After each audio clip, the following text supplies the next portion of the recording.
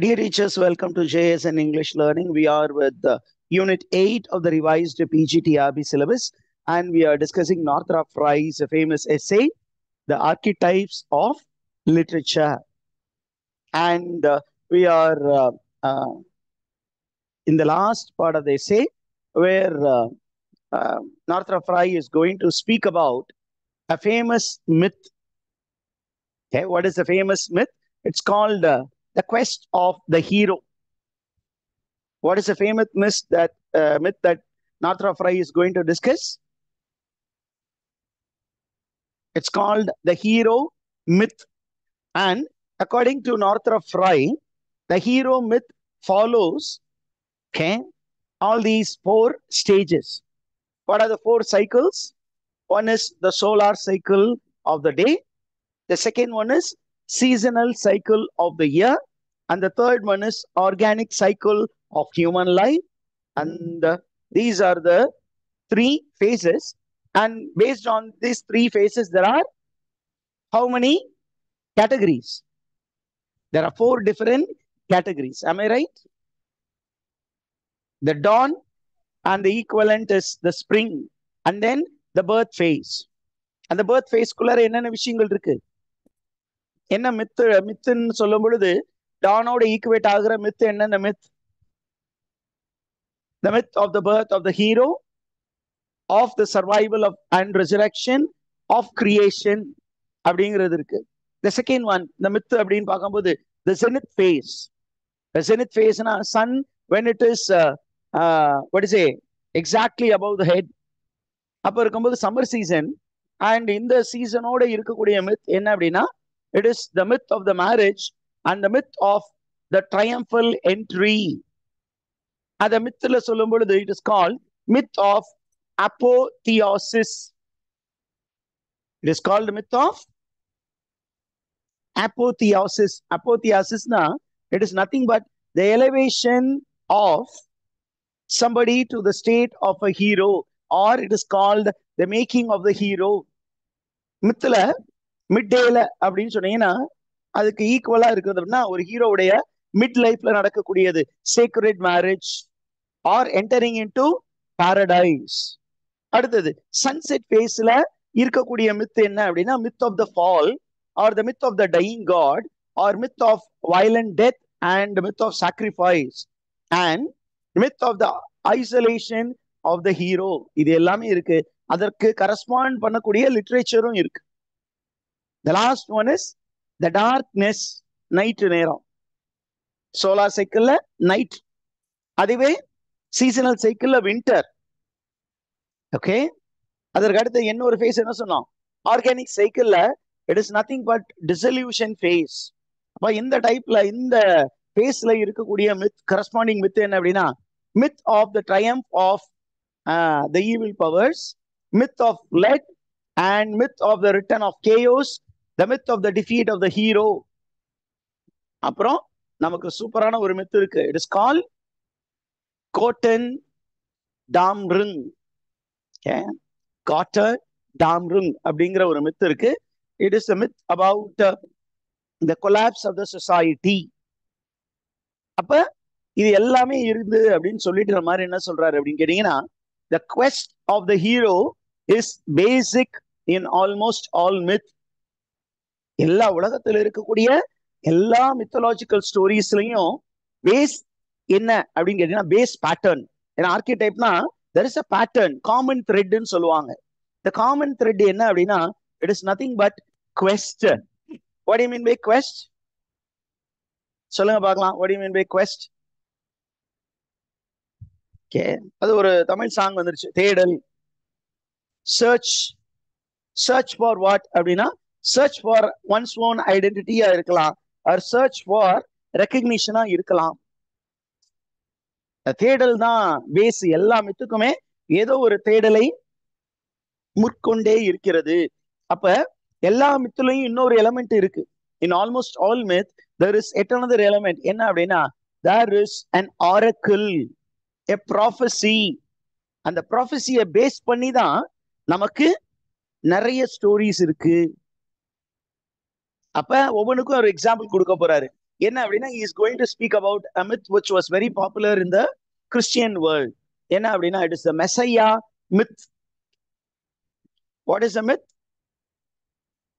Are you here with me? Voice கேக்குதா?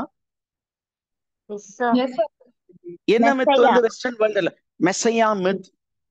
Messiah myth அப்படின்னா in ஜுடைக் faith, யூத மரபில் நீங்க தேடி பார்த்தீங்கன்னா there is a prophecy which is given to the Jewish people that a Messiah will come to liberate them from the clutches of the oppressors. அடிமைத்தனத்திலிருந்து உங்களை மீட்பதற்கு இதோ ஒரு மெஸ்ஸியா வருவார்னு சொல்லப்பட்டிருக்கு. ஓல்ட் டெஸ்டமெண்ட்ல அதை பத்தி நிறைய இன்ஃபர்மேஷன்ஸ் இருக்கு. அப்ப அந்த மெஸ்ஸையா அப்படிங்கிறது ஒரு மித். லிபரேட்டர் அப்படிங்கிறது ஒருத்தர் வருவாரு.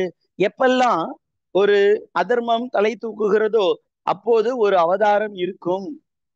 இது ஹிந்துவிசமும் அதுதான் சொல்லுது, கிறிஸ்டியானிட்டியும் அதுதான் சொல்லுது. இப்ப all great religions they have their own stories and there are similar thematic, similar archetypal images. அதர்மம், குட் வெர்சஸ் ஈவில், இதுதான் ஆர்கிடைபல் பேட்டர்ன். அப்ப இது வந்து மெஸ்ஸையா மித்துன்னு கிறிஸ்டியானிட்டியில சொல்லிட்டாரு. அதற்கு அடுத்தது இன் almost all culture there are tales about flood. ஃப்ளட்டை பத்தி இருக்கு. அப்ப ஃப்ளட்டை பத்தி எல்லா ரிலிஜன்லையும் சொல்லுது. ஃப்ளட் அப்படிங்கிறது it is not just a physical phenomenon, it has a moral strain attached with it. எப்போ வந்து ஒரு பெரிய அளவுக்கு புயல் வருது, சுனாமி வருது அப்படிங்கும்போது உடனே ரிலிஜன் வந்து சொல்லும் இந்த உலகம் அழிவை நோக்கி போய் கொண்டிருக்கிறது. அதர்மம் என்று எப்போ தலை தூக்குகிறதோ அப்பொழுது கடவுள் என்ன பண்ணுவாரு? அழிவுகளை அனுப்புவார். கிறிஸ்டியானிட்டியில இது இருக்கு. It is called the great deluge. Great deluge. Noah என்று ஒருவர் இருந்தார். அவரது காலகட்டத்தில் கடவுள் என்ன பண்ணாரு? அந்த மக்கள் வந்து they were indulging in all kind of immoral acts. அப்ப கடவுள் இந்த உலகத்தை அழிச்சிடணும்னு முடிவு பண்ணாரு. இருந்தாலும் முழுசா அழிக்கிறதுக்கு அவர் மனசு வரல. அதனால நல்லவன் யாராவது இருக்கானான்னு பார்க்கும்போது நோவா, அவருடைய குடும்பம் வந்து ரொம்ப நல்லவங்களா இருந்தாங்க. அப்ப நோவா கிட்ட சொன்னாரு, ஒரு பெரிய பெட்டகம் செய், நான் சொல்ற மாதிரி செய்யி, அதுக்குள்ளார இந்த உலகத்துல இருக்க எல்லா ஜீவராசிகளையும் ஒரு ஜோடி உள்ள ஏத்திட்டு போ. 40 நாள் என்ன இருக்கும்? மழை வெள்ளம் இருக்கும்.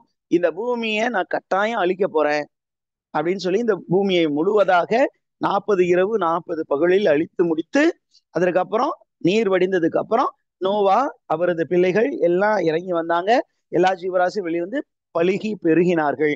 அதற்கப்புறம் அந்த மாதிரி ஒரு பேரழிவு நிகழவில்லை, இனிமேலும் நிகழாது அப்படிங்கிறத காட்டுவதற்கு ஒரு ரெயின்போவை வச்சாரு அப்படின்னு பைபிள் நரேட்டிவ் சொல்லுது. Are you there, teachers? Did you understand this? I'm just explicating. இதற்கு அப்புறம் பாத்தீங்கன்னா நம்ம நார்த்தர் ஃப்ரை என்ன சொல்றாரு அப்படிங்கன்னா, he is telling the readers that all sacred scriptures have documented all these myths. If you want to understand myth, if you want to find archetypes, where should we go? We should get into the sacred scriptures. வேற மாதிரி சொல்லணும்னா, myth critics என்ன பண்ணாங்கன்னா, மித்தை பத்தி படிக்கணும்னு நினைச்சவங்க முதலாக எங்க போய் அந்த மித்தெல்லாம் தேடினாங்க? பக்தி இலக்கியங்களில் தான் இந்த மித்தை போய் தேடினாங்க. Did you understand that, teachers? Yes, sir. அடுத்த முக்கியமான பாயிண்ட் அவர் என்ன சொல்ல வர்றாருன்னு கேட்டீங்கன்னா, இன்று உலகத்தில் இருக்கக்கூடிய எல்லா விதமான இலக்கியங்களும் எதிலிருந்து வந்தது அப்படின்னா, the quest mythல இருந்து தான் வந்தது. All literary genres are derived from the quest myth. Quest myth. நீங்க எல்லா இலக்கியங்களும் எடுத்துக்கோங்களேன். ஒருத்தன் வந்து தன்னுடைய அடையாளத்தை தேடி ஓடுறான். ஒன்னும் அடையாளத்தை தேடி போவான், இல்லைன்னா காசு பணத்தை தேடி போவான், இல்ல காணாம போன பிரதர் சிஸ்டர்ஸை தேடி போவான், இல்லைன்னா விட்டுட்டு போன அப்பாவை தேடி போடிக்கிட்டு இருப்பான். அப்ப எல்லாமே ஒரு தேடல். அப்ப தேடல் இல்லாத ஒரு தேடல் அப்படிங்கிற ஒரு ஆர்க்கிடைப் இல்லாம கதையே கிடையாது. Are you there with me?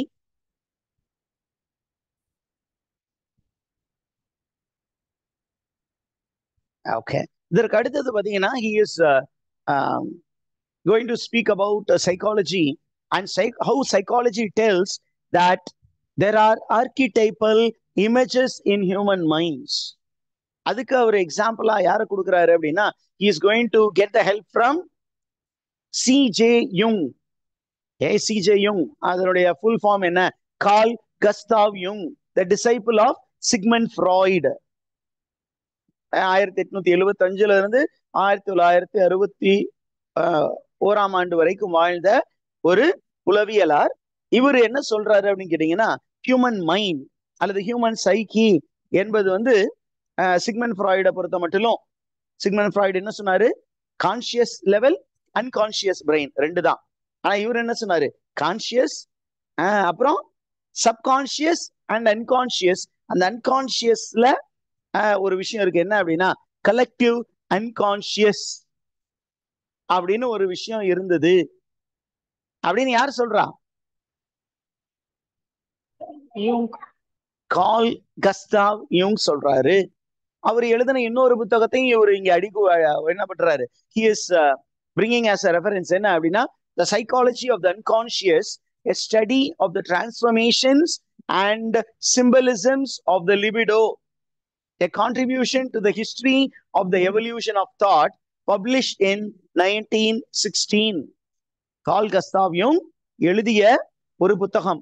எந்த வருஷம் எழுதி பப்ளிஷ் பண்ணாருன்னா 1916 வருடம் ஒரு புக்கை எழுதி பப்ளிஷ் பண்ணாரு. அந்த பப்ளிஷ் பண்ண ஒர்க்குடைய டைட்டில் திருப்பி நான் சொல்றேன், சைக்காலஜி ஆஃப் த அன்கான்சியஸ் மைண்டுடைய சைக்காலஜி. எதை பத்தி சார் இந்த புத்தகம் அப்படின்னு கேட்டீங்கன்னா, it is a study of the transformations and symbolisms of the libido. libido அப்படின்னு கேட்டீங்கன்னா எனர்ஜி. இந்த எனர்ஜி என்பது எவ்வாறு இலக்கியங்களில் நமக்கு அடையாளங்களாக வெளிவருகின்றன. ஒருத்தர் எழுதக்கூடிய இலக்கியத்துல ஒரு பர்டிகுலர் எனர்ஜியை எப்படி அடையாளப்படுத்துறாரு அப்படிங்கிறத பத்தி ஒரு படிப்பு. அண்ட் பாருங்க, ரொம்ப அழகா அவர் எழுதியிருக்கிறாரு. என்ன அப்படின்னா, contribution to the history of the evolution of thought, எண்ணத்தின் வளர்ச்சி, பரிமாணம், அதை பத்தி ஒரு படிப்பு அப்படின்னு சொல்லியிருக்கிறார். அப்ப curl Gustave யூங் is a very important psychologist for myth criticism and archetypal criticism. இது புரிஞ்சுதா டீச்சர்ஸ்? அப்புறம் இன்னொரு ரைட்டர் நம்ம சொன்னோம், யாரு? Sir James George Frazer. அவர் எழுதின ஒரு புக்கு வந்து ரொம்ப முக்கியம்னு நம்ம ஏற்கனவே சொன்னோம். என்ன book? The Golden Bow are very important. இந்த புத்தகம் அதை பத்தி இன்னும் கொஞ்சம் கிளறி பார்க்கலாமே, உங்களுக்கு இன்னும் கொஞ்சம் நிறைய இன்ஃபர்மேஷன் கொடுக்கலாமே அப்படின்னு படிக்கும்போது நிறைய இன்ஃபர்மேஷன் இருந்தது. What is the subtitle of the golden bough அப்படின்னு கேட்டீங்கன்னா, இதோடைய சப்டைட்டில் பாருங்க, a study in comparative religion. and who is Sir James George Fraser அப்படின்னா, he is a Scottish anthropologist. இந்த புத்தகத்துல அவர் என்ன பண்ணாரு? He studied the evolution of rituals and he studied how magic works. அதை பத்தி எல்லாம் சொல்லியிருந்தார். அதற்கப்புறம் இன்னும் ரெண்டு முக்கியமான ரைட்டர்ஸ் இங்க வந்து நமக்கு கோடிட்டு காட்டுறாரு. யாரு? ஒன்னு ஆர்தர் ரிம்பார்ட் அப்படின்னு ஒரு ரைட்டர். ஆர்தர் ரிம்பார்ட் யாரு? he is a French writer. he is a surrealist and a man who wrote on transgressive themes. surrealism னா என்ன? what do you mean by surrealism? அந்த டேர்ம் வந்து ரொம்ப பெரிய டேர்ம், இருந்தாலும் நம்ம புரியுற அளவுக்கு சொல்ல பார்ப்போம். Sir plus realism. how do you define the realism? things as they are, உள்ளதை உள்ளவாறு சொல்வது, அதான் ரியலிஸ்டிக் நரேட்டிவ். சர்ரியலிசம்னா நம்ம பார்க்கிறதுக்கு கீழே அங்கேயும் ரியாலிட்டி இருக்கு. there is under current. நம்ம பார்க்கிறோம் கடல் அப்படின்னா மேல இருக்க அலைகள் மட்டும்தான் கடல்னு நினைக்கிறோம். ஆனா உள்ள வந்து உப்பு நீர், மேல வந்து கடல்ல வந்து உப்பு நீர் இருக்கு. ஆனா ஆழத்துல உள்ள போனீங்கன்னா there is அண்டர் கரண்ட்னு சொல்லுவாங்க. That is called surrealism. Did you understand the teachers?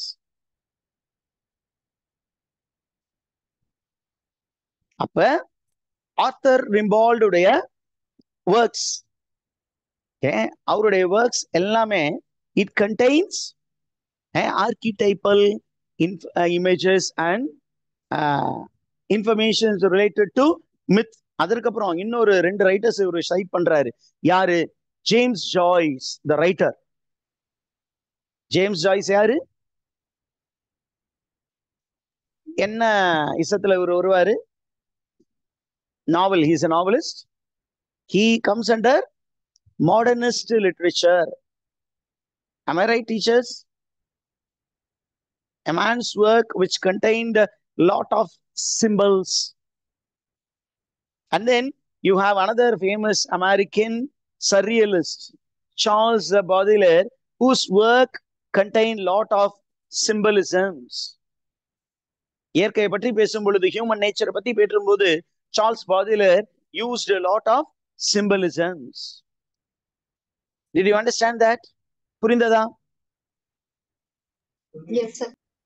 Okay. அடுத்தது பாருங்க என்ன சொல்றாரு அப்படின்னு கேட்டீங்கன்னா, for a writer the divine is always treated as a human artifact. Artifact அப்படின்னா an artwork, a creation by man. ஒரு critic எப்படி பார்க்கறான் கடவுளை அப்படின்னா, ஒரு கடவுள் என்பவர் மனிதனால், மனிதனின் கற்பனை வளத்தால் உருவாக்கப்பட்டவர். ஓகே, உடனே ஒரு எங்க போறாரு? காட் அப்படின்னோட he goes to speak about the God of Paradise Lost. Paradise Lost எழுதுனது யாரு? மில்டன். அப்ப இந்த மில்டன் என்ன பண்ணிருக்காரு? He has used many symbols to speak about God.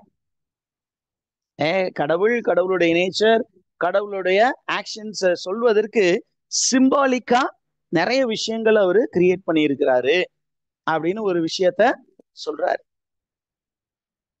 Did you understand that? அதற்கப்புறம் பாருங்க, இப்ப ஹியூமன் லைஃப் எடுத்துக்கிறாரு. ஹியூமன் லைஃப்லயும் quest method plays a very important role அப்படின்னு நார்த்தர் ஆஃப் ரைஸ் சொல்றாரு. அதுக்கு அவர் எக்ஸாம்பிள் கொடுக்குறாரு. என்ன எக்ஸாம்பிள் அப்படின்னு கேட்டீங்கன்னா, the human cycle of waking and dreaming corresponds closely to the natural cycle of light and darkness. நம்ம தூங்குறோம், முழிக்கிறோம். தூங்குதல் அப்படிங்கிறது அந்த இருளை குறிக்கிறது.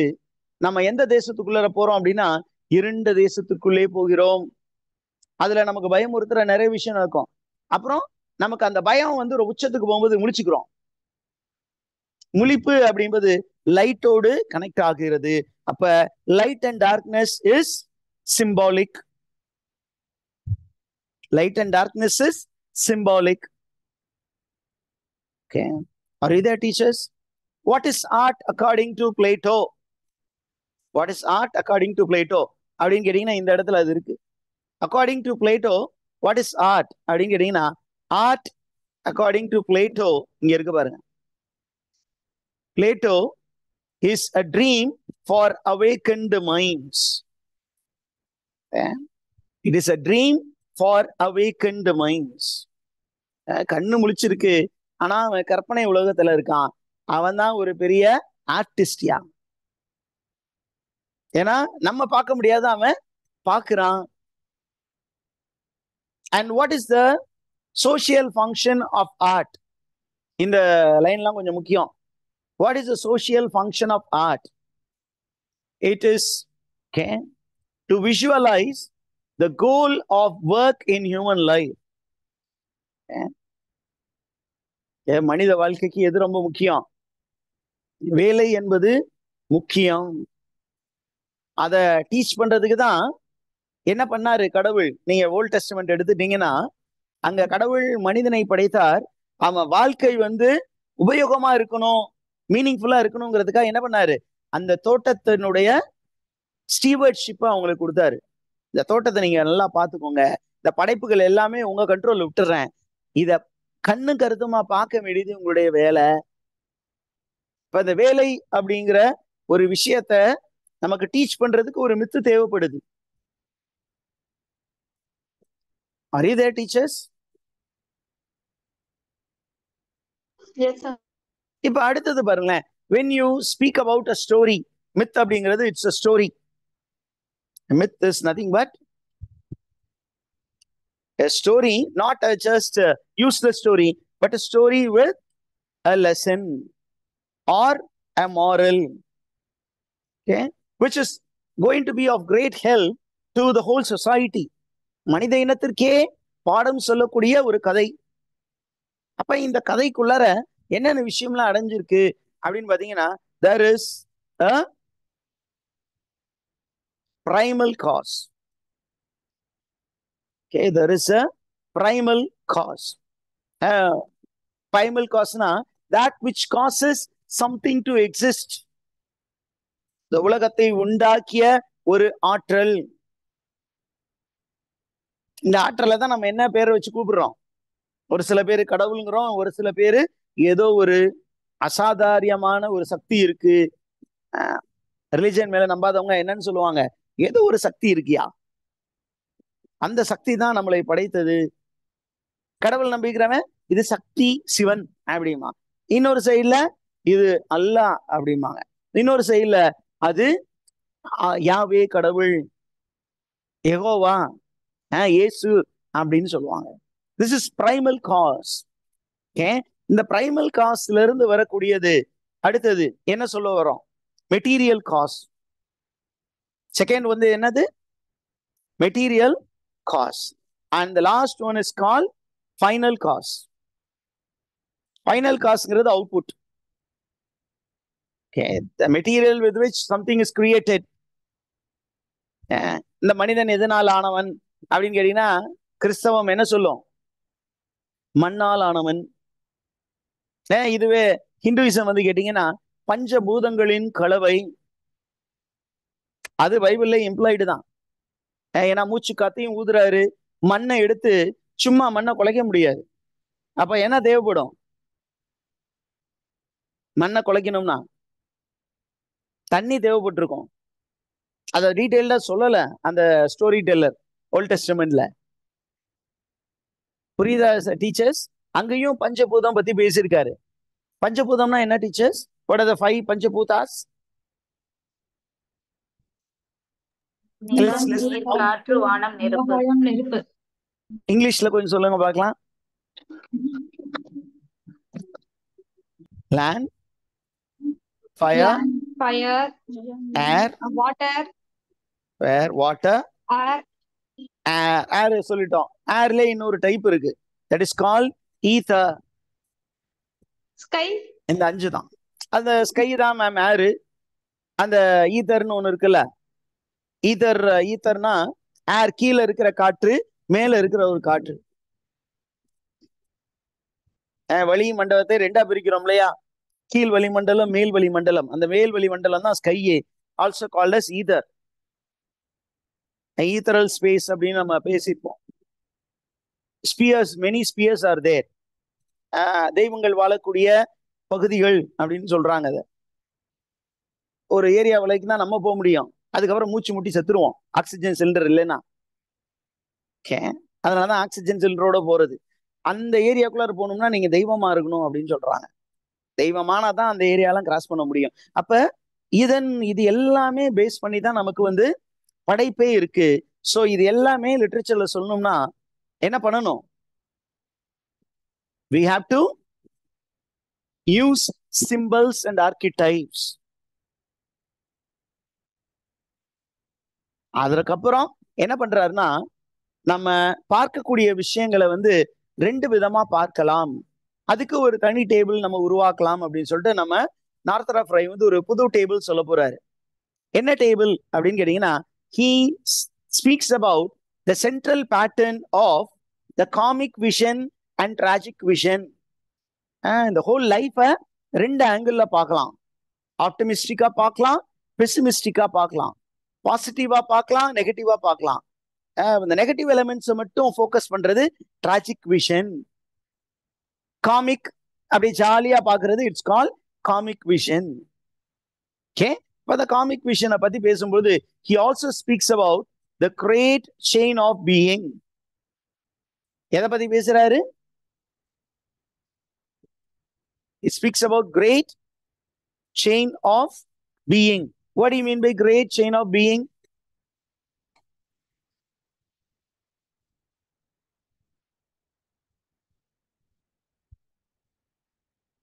Okay. What is great chain of being? அப்படின்னா there is a hierarchy. Okay. இது எல்லாமே கிறிஸ்டியன் பேக்ரவுண்ட்ல தான் வருது. The great chain of being is a concept from the Christian world which believes that there is a படிநிலை. இந்த படிநிலையை படைத்தவர் யார் அப்படின்னா கடவுள். இதுல ஹையஸ்ட் பிளேஸ்ல இருக்குது காடு, காடுக்கு கீழே ஏஞ்சலு, ஏஞ்சலுக்கு கீழே அக்கார்டிங் டு கிறிஸ்டியானிட்டி மனிதன். லிட்டில் லெஸ் தேன் காட்ஸ் அப்படிங்கிறாரு. கடவுளர்களுக்கு சற்றே கீழே மனிதனை படைத்தார். இந்த மனிதனுக்கு 6 அறிவு, 6 அறிவுக்கு கீழே 5 அறிவு, 5 அறிவு கீழே 4 அறிவு, 3 அறிவு, 2 அறிவு, 1 அறிவு ஜீவராசி, அறிவே இல்லாத ஜீவராசி அப்படின்னு ஒரு படிநிலை அமைப்பு இருக்கு. ஓகே. அப்படி சொல்லி முடிச்சுட்டு இந்த காமிக் விஷனை பத்தி அவர் அப்படியே பேச போறாரு. காமிக் விஷன், டிராஜிக் விஷனை பத்தி பேச போறாரு. இன் காமிக் விஷன், காமிக் விஷன்ல இருக்கும்போது இந்த உலகம் எவ்வாறு பார்க்கப்படுகிறது அப்படின்னு கேட்டீங்கன்னா, in comic vision the human world is seen as a one community. இந்த உலகம் ஒரே குடும்பமாக பார்க்கப்படுகிறது. கம்யூனிட்டியை நம்ம குடும்பம் சொல்லலாம், சமூகம்னு சொல்லலாம். ஆர் இந்த ஒன் வேர்ல்ட் அப்படிங்கிறதுல who is the hero, how is the hero represented? இந்த ஒன் வேர்ல்ட் அப்படிங்கிற ஒரு விஷன் வரும். நீங்க இலக்கியம் எழுதும் போது எல்லாருமே ஒண்ணுதான் சார், பிறப்பால் அனைவரும் சமம் அப்படின்னு ஒருத்தர் சொல்றாருன்னு வச்சுக்கோங்களேன். அது எல்லாரும் பாக்குறவங்களுக்கு இட்ஸ் a காமிக் விஷன். எப்படி சார் அது சமமா இருக்க முடியும்? ஆனா அந்த கூட்டத்துல நிக்கிற மனிதர்கள் என்ன பண்ணுவாங்க, நம்ம எதிர்பார்க்கிறது அதுதானே, இத நம்ம தலைவர் அங்க நின்று மேடையில இருந்து சொல்றாரு, அப்ப இதுதான்யா நமக்கு சரியான தலைவர்னு இந்த கூட்டத்துல இருக்க தொண்டன் வந்து இந்த தலைவர் தான் நம்ம அடுத்தது கொண்டு வரணும் அடுத்த எலெக்ஷன்ல நினைப்பான். அப்ப on the side of the audience or the reader, the hero is a representation of his wish fulfillment. And what is a wish? He wants a society which is equal, which is harmonious, which is happy. புரிஞ்சுதா teachers? இந்த மாதிரி ஒரு comic விஷன்ல ஒரு unified whole அப்படின்னு இருக்கும் பொழுது what are the archetypal images that are presented அப்படின்னு கேட்டீங்கன்னா, the archetype images that are involved are a symposium. சிம்போசியம்னா a gathering of people. மக்கள் எல்லாம் ஒரே இடத்துல கூடுவாங்க. நீங்க ஷேக்ஸ்பியருடைய காமிக் பிளேஸ்ல பாருங்களேன், கடைசியா எல்லாரும் ஒன்னா சேர்ந்துருவாங்களா? சேர்ந்துருவாங்களா, சேர மாட்டாங்களா?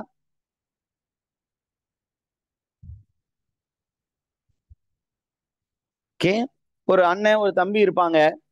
தம்பி வந்து அண்ணனை ஏமாத்தி கொல்லலாம் நினைக்கும் போது அவரை ஒரு மினிஸ்டர் வந்து காப்பாத்தி ஒரு போட்ல ஏத்தி அனுப்பிச்சிருவாரு. நம்ம ஏற்கனவே படிச்ச டெம்பஸ்ட் ஸ்டோரி. அது ஒரு ஏறக்குறைய டிராஜிக் காமெடி தான். ஃபைனல் பாத்தீங்கன்னா everybody come together in one place.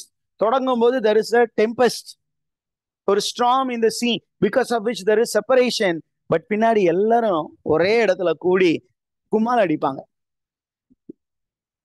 This is called the archetype image of symposium, communion or order.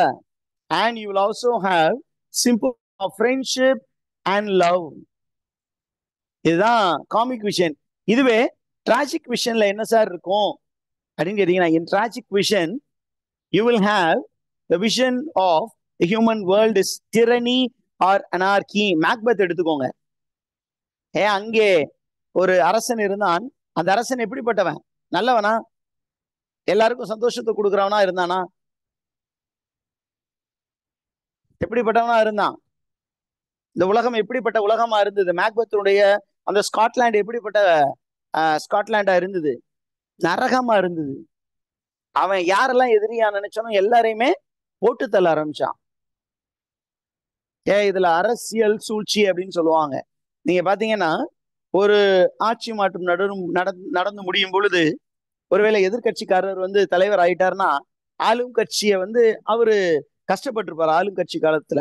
அப்ப என்ன பண்ணுவாரு, ஆளும் கட்சிய இருந்து இப்ப கீழே இறங்குன அவரை தூக்கி உள்ள வச்சு ஜெயில மிதின்னு மிதிப்பார். அப்ப இன்னைக்கு அரசனா இருக்கிறவர் வந்து என்ன ஆயிட்டாரு, சர்வாதிகாரியாக மாறிவிட்டார். வயலன்ஸை கட்டவிழ்த்து விடுவார். Are you there, teachers?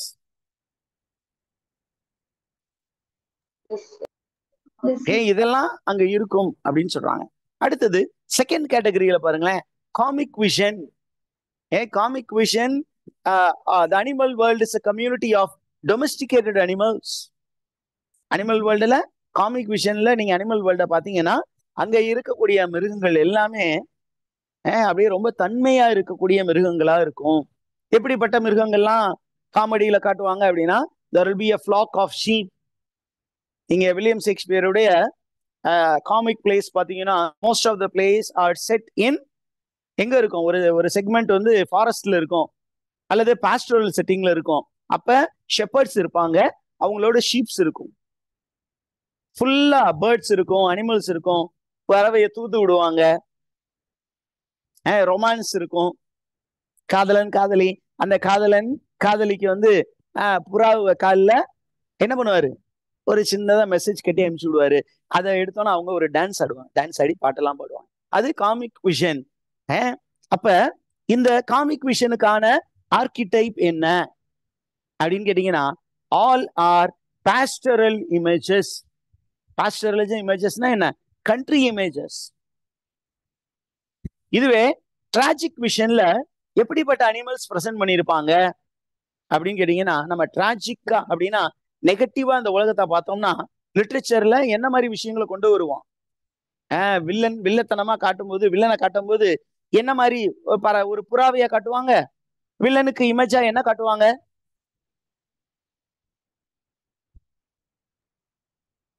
What is the image, கழுகு காட்டுவாங்க. ஒரு பிணம் தின்னி கழுகு காட்டுவாங்க,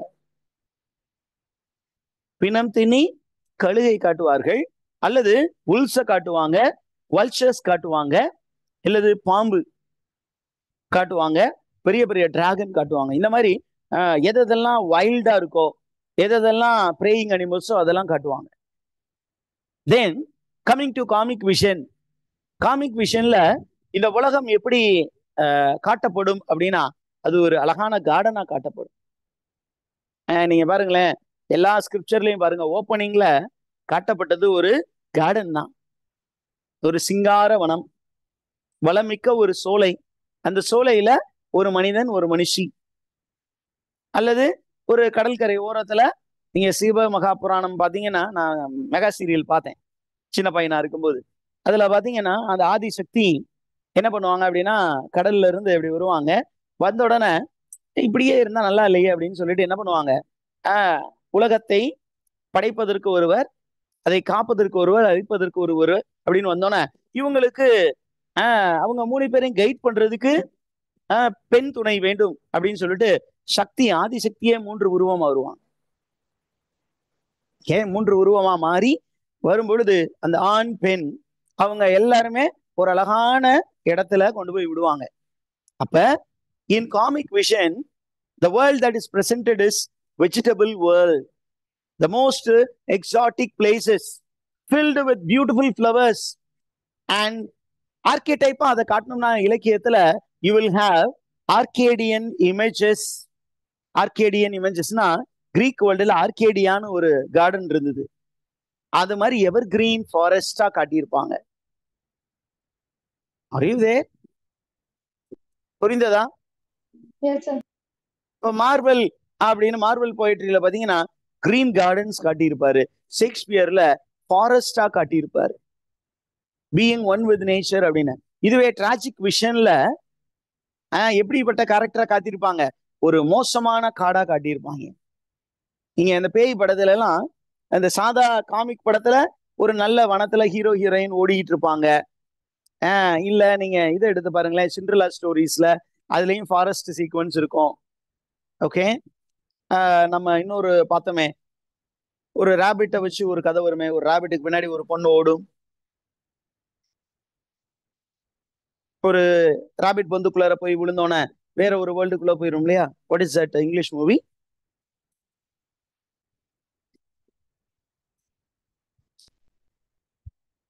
சிண்ட்ரலா தானா இது இல்லையா?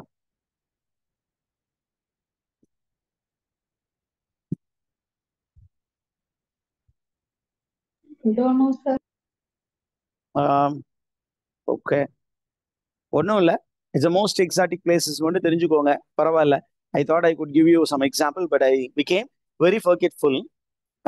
அப்படி இந்த டிராஜிக் விஷன்ல என்ன பண்ணுவாங்கன்னா, இதே கார்டனை ரொம்ப டெரரைஸ்டு பிளேஸா காட்டுவாங்க, விச் இஸ் வெரி டார்க்கா காட்டியிருப்பாங்க. பர்டிகுலர்லி நம்ம எதை வந்து இங்க காட்டுறாரு அப்படின்னா, ஜான் மில்டனுடைய காமஸ் அப்படிங்கிற ஒரு கேரக்டர்ல பாத்தீங்கன்னா, forest is presented as a very dark place, a very dangerous place. நீங்க நம்ம பேய் படங்கள் எல்லாமே பாருங்களேன், காடை வந்து பயங்கரமா காட்டியிருப்பாங்க, அதுக்குள்ள இருக்கக்கூடிய ஜந்துக்கள்லாம் மோசமான ஜந்து அப்படின்னு காட்டியிருப்பாங்க. இதே டிவைன் காமெடியில இன்ஃபர்னோ அப்படிங்கிறது ரொம்ப பயங்கரமா காட்டியிருப்பாங்க. அதற்கு அந்த மாதிரி ஒரு இருக்கும். இன்னொன்னு, the fourth one பாத்தீங்கன்னா comic vision. Okay, the world எப்படி பிரசன்ட் பண்ணியிருப்பாங்க அப்படின்னா, the world that is presented in the comic vision is a city, or it is a building or a temple or a stone which is glowing, which is precious. Okay, இதுதான் ரொம்ப பாலிஷ்டான விஷயம். இதுல இருக்கக்கூடிய ஆர்கிடைப் என்ன அப்படின்னா, a star lit doom. A star lit doom. Number 2, a geometrical images. Okay, geometrical images.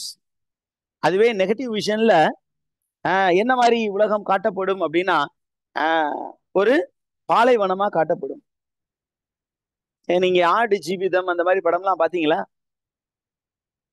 ஆடு Jeevitham, the life is a tragic vision. அந்த tragic visionல the whole story takes place in a desert. சாப்பாட்டுக்கு வழி இல்லாம, தண்ணிக்கு வழி இல்லாம கஷ்டப்படுற மாதிரி காட்டியிருப்பாங்க. அங்க பாத்தீங்கன்னா வெறும் பாறைகள், பாலடைந்த கட்டிடங்கள் அதெல்லாம் காட்டியிருப்பாங்க. ஆர்கிடைப்பல் இமேஜ் என்ன அப்படின்னா, the image of the cross. The image of the cross that will be presented. A cross, what does it symbolize? Symbolize of sacrifice. Okay, it also symbolizes punishment. Did you understand that, teachers? அடுத்தது லாஸ்டா the fifth one. Okay, என்ன அப்படின்னா, in comic vision, okay, the world காட்டியிருப்பாங்க. அந்த வேர்ல்டுல there is a unformed river, அதை காட்டியிருப்பாங்க.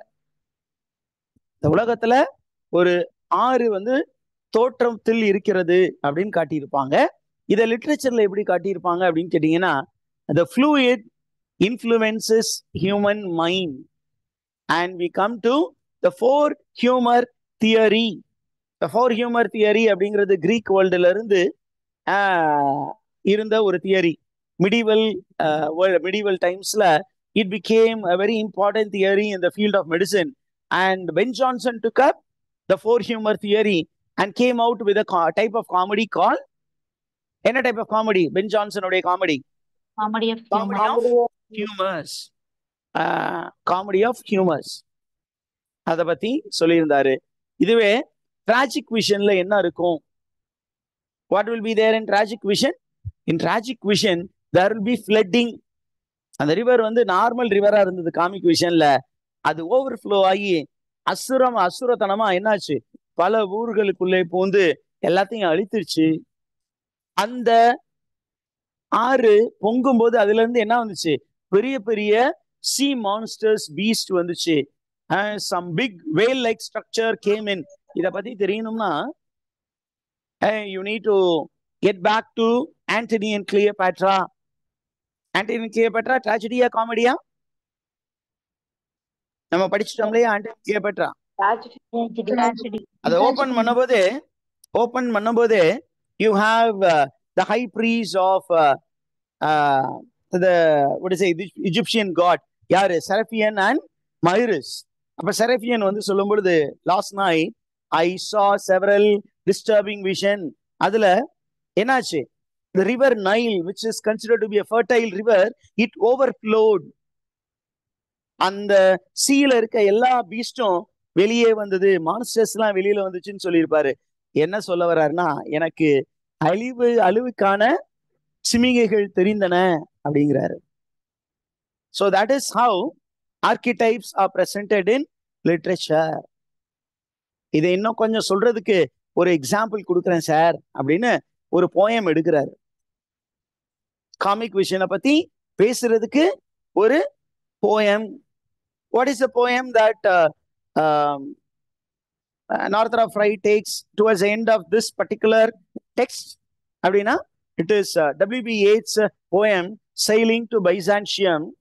And W.B. Yeats is a poet who loved myth, folklore and symbolism. அவர் ஒரு ஐரிஷ் போயட் தானே W.B. Yeats.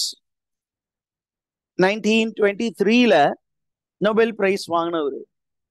1913ல ஒருத்தர் நோபல் பிரைஸ் வாங்கினார். யாரு?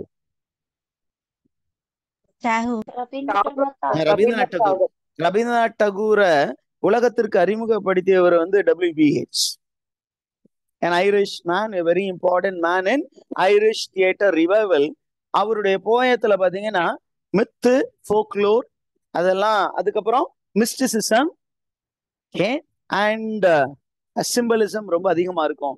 அப்ப அவருடைய ஒரு போயம் எடுக்கிறாரு. என்ன போயம் அப்படின்னு கேட்டீங்கன்னா Sailing to Byzantium. What is Byzantium அப்படின்னு கேட்டீங்கன்னா, Byzantium is a place in the east, a place of civilization. அதுக்கு ஒரு காலத்துல அதுக்கு பேரு வந்து கான்ஸ்டான்டினோப்பிள். இன்னைக்கு அதனுடைய பேரு இஸ்டான்புல். ஒரு காலத்துல நாகரிகம் அங்கே பெரிய அளவுக்கு த்ரைவாச்சு. அப்படிப்பட்ட ஒரு போயத்துல he is having a vision of the most exotic place in the world, Byzantium. Okay? Byzantium is the most aesthetically beautiful place. It is also considered to be the seat of spirituality in the east. அதை பத்தி அந்த ஒரு போயத்துல பயங்கரமான images, comic vision நிறைய வச்சிருக்கிறாரு. அந்த போயமை நீங்க புரிஞ்சுக்கணும்னா அப்படியே லிட்டரலா படிச்சீங்கன்னா அந்த போயம் வந்து அந்த அளவுக்கு பெரிய அளவுக்கு அப்பீல் ஆகுது. But when you know the context in which the poem was written, you will know how the symbols that are used in the poem are very, very important. Are you there, teachers? Did you understand that?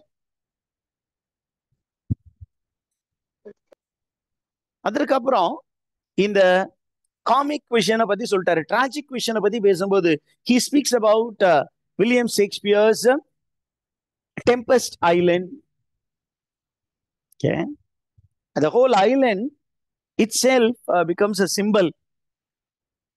Okay, அந்த ஒரு சின்ன ஒரு Island, அந்த ஐலண்ட்ல இருந்து அவன் பண்ணக்கூடிய செயல். இன்னொன்னு சிர்சேஸ் அப்படின்னு சொல்லும்போது ஹோமர் ஸ்பீக்ஸ் அபவுட் சிர்சே. அது யாரு அப்படின்னு நீங்க போய் அப்புறம் பாத்துக்கோங்க. நமக்கு தேவை என்ன அப்படின்னா, லிட்ரேச்சர்ல காமிக் விஷனும் இருக்கு, டிராஜிக் விஷனும் இருக்கு. இந்த காமிக் விஷன், டிராஜிக் விஷன்ல நிறைய ஆர்கிடைப்ஸ் இருக்கு அப்படின்னு சொல்றாரு. அப்ப இந்த காமிக் விஷன், டிராஜிக் விஷனை நம்ம அண்டர்ஸ்டாண்ட் பண்ணிக்கிறதுக்கு ரெண்டு அப்ரோச்சஸ் இருக்குங்கிறாரு. என்ன அப்ரோச்சஸ்? ஒன்னு வந்து inductive approach, the other one is deductive approach. இந்த இண்டக்டிவ் அப்ரோச் இருக்கு, டிடக்டிவ் அப்ரோச் இருக்கு. ஆனா இவரை பொறுத்த மட்டும் நல்லபடியா ஒரு காமன் அண்டர்ஸ்டாண்டிங் ஆஃப் மித்து வேணும் அப்படின்னு சொன்னீங்கன்னா, we need to bring inductive approach and deductive approach to come together, and they should have a systematic and comprehensive development of criticism, and then you will be able to understand literature better அப்படின்னு சொல்றாரு. அதோட அந்த டெக்ஸ்டும் முடிந்தது. Okay? Did you understand this, teachers?